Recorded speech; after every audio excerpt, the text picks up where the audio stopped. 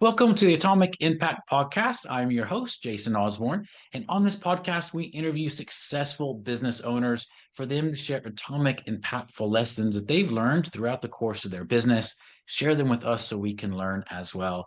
As always, this show is sponsored by the LinkedIn Reverse Podcast Method, the new way to close deals that doesn't rely on any of the old traditional methods that everyone hates. We use this method to book 26 qualified leads and sales calls in 10 days without any ad spend, outreach, or endless social media posting. To find out more, direct message me on LinkedIn to have a chat. That's Jason A. Osborn, and the link to that will be in the show notes below. But on today's show, our special guest is Alastair Jessel. He's the owner of Battersea Park Clinic, providing holistic healing, specializing in cancer and autoimmune. So thank you so much, Alastair, for being on the show. And I want to start off by asking you a question that I always start with, which is this. If you were somehow able to go back in time, had a time machine to go back to when you started your very first business, what's the number one piece of advice that you would give yourself? Oh, wow, Jason, that's a really deep question because that's very, very important. I think probably having had round about 8 or 9 different businesses, some that have been multi-million pound turnover businesses and some that have failed. I think the need to be honest with oneself and one's business plan is critically important. As much as you may like it, others may not. And therefore, if after 6 months of starting out on your business, everyone's shaking their head saying, well, yeah, sort of sounds okay, but I'm not really over the moon about it. You actually have to decide, is this for me or isn't it for me? If everyone's Mm, going, wow, this is the most incredible thing I've ever heard, you might be onto a winner. But obviously, it is down to cost. But being honest and being prepared to cut losses, I think, has been my greatest success. So when something has not taken off in the way that I got very excited at the beginning, calling it a day is by far the best choice when you look back on it. And I think, yep, thank God I didn't lose too much money on that venture. yeah, truly interesting. When it comes to that point of knowing when to kind of cut your losses, and we have to deal with this whether we're really established in business, Mhm. because obviously we launch new initiatives and different things, or obviously if we're just starting up. Where have you found to be that balance point? Because obviously there is a balance point where things may not be going the way you would like to see them go, but that doesn't mean that it's time to cut it off. And it just needs a little bit more time to grow and germinate. And then other times it's like, yeah, okay, I do need to cut it off. And I think that's a challenge that a lot of people have. And we never get it 100% correct. But what are some of the things that you've learned so you know when is the best time to keep going? It's not quite yet time to cut it off. And when is that good time to cut it off? That's another great question, Jason, that I'm not sure that anyone can answer specifically. But I think that 6 months into your project, if you haven't even had a single sale, I think you have to ask yourself, am I going down the right track? If you have a very long lead-in time, i.e., you have to do a lot of development work and you are well funded, fine. If you're not well funded and it's coming out of your own bank account and you've left your previous job to go and do this, you have to ask yourself, if your other half isn't asking it every single day of the week, am I doing the right thing? And I think it's from an experienced guy who's had failures as well as successes. It is being honest to say, look, I really like the idea, but the clients aren't spending the money. And how much money do I have left? And I need to have exited the business knowing that I've still got some cash left, because if you exit the business and you're stony broke, I'm afraid you're going to have to go back to work again. Yeah. So Yeah. that's a hard call, to be back being employed again if you haven't succeeded. So, Yeah. if you're well funded, not a problem. You can go as long as you like with somebody else's money.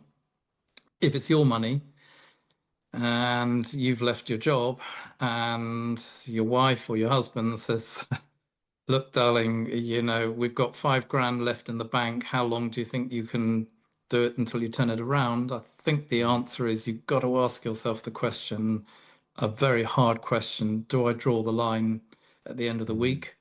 Now, somebody may come in with the first very large order, but that's what every entrepreneur thinks. Somebody's going to save my bacon at the end of the day. But the reality is probably the answer, especially in today's environment, is it ain't going to happen.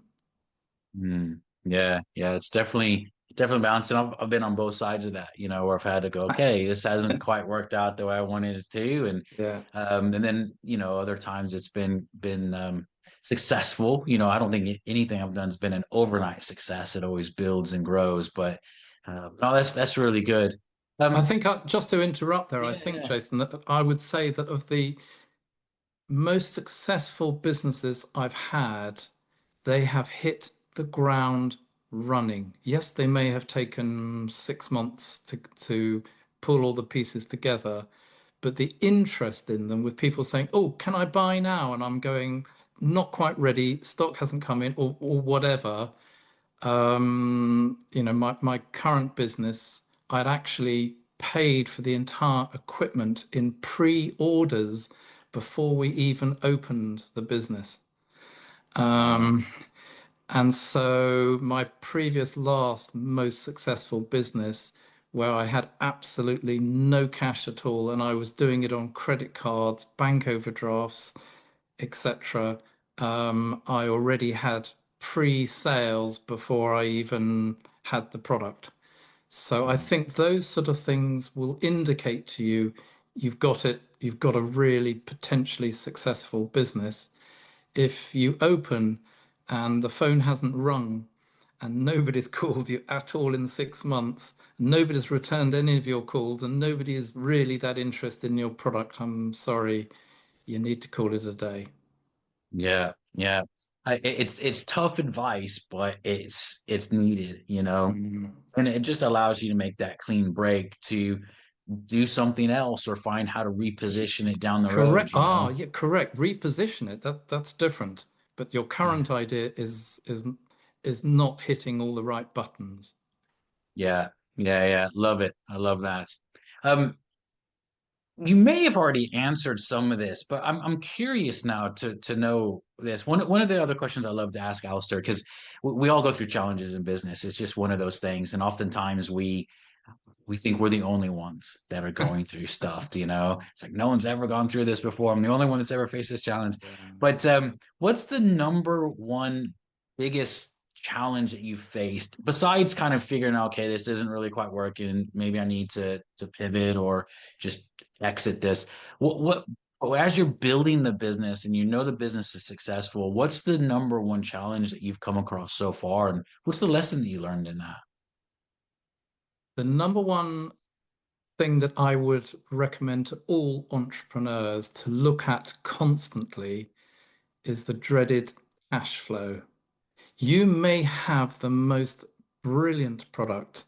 You may have the most incredible sales. You may have a huge amount of orders come in, but if you don't have the cash to fulfill it, to buy the product in the first place and get it onto the market, or you run out of cash and people are not paying you deposits, you'll go bust with a fantastic idea. Yeah, yeah, definitely cash flow. And I think you've said something really important there. It's not just about the sales, because I think oftentimes we think, oh, cash is fine, I got sales coming in. But it's, well, what's the actual profitability in that? Because Yeah, you can be making lots of sales, but yeah. then don't do. I saw a clip from someone talking about Dragon's Den, and I can't remember which dragon it was. Um, they said they invested in this company. They were sales were coming in hands over fist, but they were not being profitable. They just didn't understand what was going on. And when they looked into it, what the owner had done, made a decision, is that they were going to offer free shipping now, Ah, which basically neglected everything. And instead of making X amount of profit per sale, they were actually making, I think, 1 to 2 pounds per loss, like loss per sale. It's like, why would you do that? You know, so it's Yeah. like sometimes a good idea isn't always the best idea to be implementing in. No, margin is my number one thing that I do when I look at a business. And I think if I look at my successful businesses, the margin has always been 50% or greater. Yeah. So I'm Yeah. always looking to have a decent margin that pays for all the overheads, pays for the marketing. And marketing obviously is very critical. It's expensive. I'm a great one for spending a lot of money up front on the marketing. I'm a heavy into marketing. That costs up front, but the back end of it comes in and it's you get the sweet spot. And it is obviously just checking that you've got the right margin, two, that you can do the discounting, and three, remembering with discounting that if you've got a 50% margin, 10% off is 20% off your profits, and 25% off discount, half your profits have gone. So people do need to remember that if your margins are only 30% and you start offering 15 to 20% off, you basically get no profit at all. So discounting is a very dangerous thing to do when you have small margins. So Yeah. you might want to Yeah. put your price up and then offer these stupid discounts every now and again to get yourself started. So, in Yeah. fact, that's what I did at the beginning of my current business. I started with a high price and then offered a discount. We open in 3 months' time, pay up now, and you get 20% off or what have you. And we still had a 50% margin on it. Love it. Love it. I love that. I love that. Well, Alistair, if you look over the next couple of years, what are your goals with the business? What would you like to achieve? Well, I've got a couple of very, very large projects in the pipeline. One is somebody wants to open a replica of my clinic in Mayfair, so in central London, with obviously a lot higher prices, with absolutely all singing, all dancing, what have you. So they're planning on buying into my business and opening up a second site. And I am launching a brand new postbiotic turmeric from Bhutan. And most people, probably 99% of everyone who's watching this, will go, well, what the heck's a postbiotic? And a postbiotic is when you've taken a probiotic and you've fermented it outside the human stomach in stainless steel tanks. So you've taken something that has lots of enzymes, lots of beneficial microbiota for the stomach, and then it's dried and put back in. And this turmeric will be the world's greatest bioavailable curcumin for anti-inflammatory people who've got obviously highly inflamed bodies. They will be able to take this and have the maximum amount of benefit from this turmeric. And I have the Love world it. world exclusive of it. So I think that should be uh, planning on being quite a large business. That's amazing. Oh, that's exciting. That's Yeah. exciting. Well, Yeah. Alistair, for people that are wanting to learn a little bit more about what you do, get in touch with you, what's the best place for them to do that? We've got about a 200-page website, so that's batterseaparkclinic.co.uk. My turmeric is currently on a postbiotic page that's about to be transformed into the turmeric, but at the moment it's sitting just on postbiotics, and that is the postbiotic company.co.uk. So that's nice and easy. And obviously, you'll find our telephone numbers and email addresses at batterseaparkclinic.co.uk. So I'm nice and easy to find. We've got a huge, great site here in Battersea. We're right beside Battersea Park. We're walking distance into Chelsea, but we're probably half the price of Knightsbridge. Nice, nice. Well, I definitely recommend everyone to check out what Alistair does. I think what he does, the holistic healing side, is absolutely just amazing. So Definitely check him out. But Alistair, thank you so much for being on the show. And as a Thanks, reminder Jason.